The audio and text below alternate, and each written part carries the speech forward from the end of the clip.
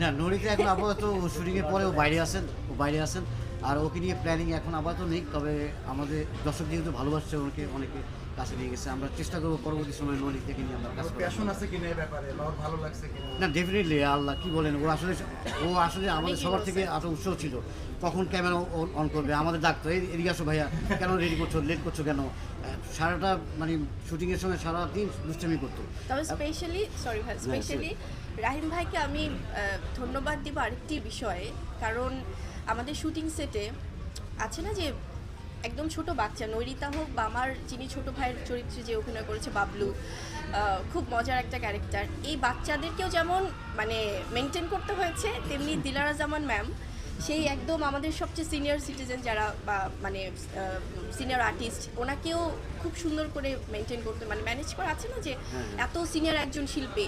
So এটা কিন্তু খুবই ডিফিকাল্ট ছিল, এবং আমাদের অভিভাবক আমাদের এত সুন্দর করে যে ডিস্ট্রিবিউশনের দায়িত্বে আছেন এবং আমাদের সব কিছু দেখছেন, পুরো জঙ্গলি টিমটাই আসলে আমার মনে হয় যে এটা তো একটা টিম ওয়ার্ক, একটা সিনেমা তো আসলে টিম ছাড়া পসিবল হয় না।